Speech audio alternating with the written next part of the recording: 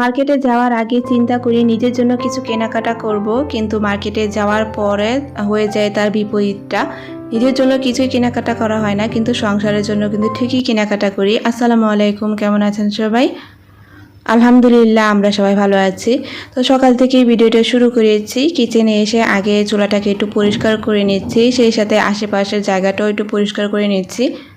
কারণ রান্না করার সময় অনেক কিছু পড়ে যায়, তখন সেটা তুলতে যাতে আর সমস্যা না হয় সেজন্য।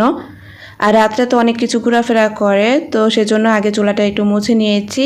এখন চায়ের পানিটা বসিয়ে দিলাম, সেই সাথে আটার পানিটাও বসিয়ে দিচ্ছি আটা সিদ্ধ করার জন্য। তো এদিকে পানিটাও সিদ্ধ হতে থাক, আর কিছু কিছু যেগুলো আছে সেগুলো আমি রিফিল করে নিয়েছি, কারণ যেহেতু একটু পরে তাড়াহুড়ো করে রান্নাটা করতে হবে। এখন যেহেতু গ্যাসের তাপ আছে, একটু পরে কিন্তু থাকবে না, সেটা চলে যাবে। তো সেজন্য আমি যাতে তাড়াতাড়ি রান্নাটা বসাতে পারি, তো আটার পানি আর চায়ের পানিটাও গরম হতে থাকুক, আমি এই ফাঁকে কিছু রিফিল করে নিচ্ছি। এদিকে ধনিয়া গুঁড়াটা শেষ হয়ে গিয়েছিল, তো সেগুলো আমি একটু ভরে নিচ্ছি।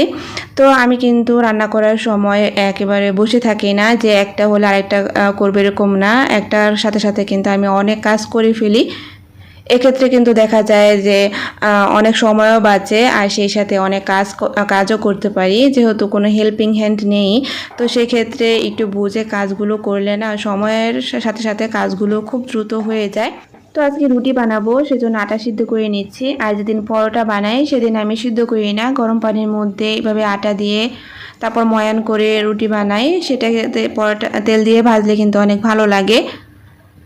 তো এই তো আমার কিন্তু চায়ের পানিটাও খুব ভালো করে জাল হচ্ছে, আর আমি অফ ক্যামেরাতে রুটিগুলোও বানিয়ে নিচ্ছি। আর এখন রুটিগুলো ছেঁকে নিব।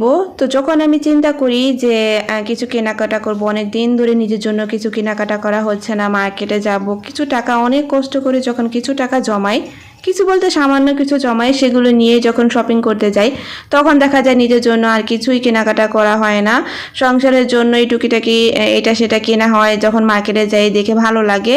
আর নিজের জন্য যে কিছু লাগবে সেটা আর মনে থাকে না তখন। আমার মনে হয় প্রত্যেকটা গৃহিণীরই এরকমটাই হয়। তো নাস্তা করার পর সকালের সংসারের বাকি কাজগুলো তো ধাপে ধাপে আমি করে নিয়েছি। এখন রান্নাটাও বসিয়ে দিয়েছি দুপুরে।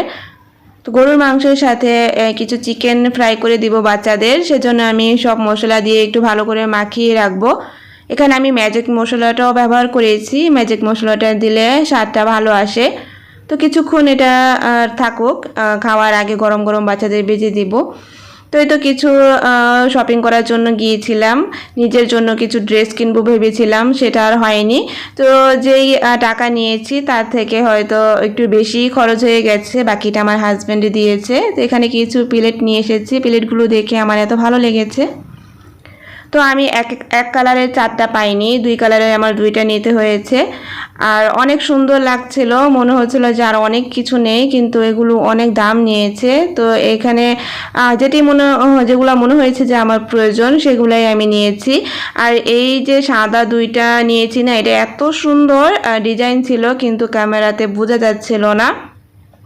তো আপাতত আমি এই বইটাই নিয়েছি, যখন হয়তো বা আবার যাওয়া হবে তখন হয়তো বা যদি পছন্দ হয় তখন নিব। তো এরকমই করি সব সময়, নিজের প্রয়োজন থেকে সংসারের প্রয়োজনীয় জিনিসপত্রগুলো কিনতে আনা আমার অনেক বেশি ভালো লাগে। নিজের জন্য তখন আর কিছুই কেনাকাটা হয় না। এদিকে কিন্তু দুপুরে রান্না বান্না প্রায় আমার কমপ্লিট হয়ে গেছে, এখন আমি টেবিলে খাবারটাও দিয়ে দিয়েছি।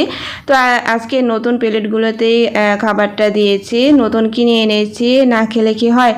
আর যেহেতু বাচ্চাদেরও মজার খাবার ছিল আজকে, তো সেজন্য নতুন প্লেটেই দিলাম। তো আজকে পর্যন্তই, সবাই ভালো থাকবেন, আল্লাহ হাফেজ।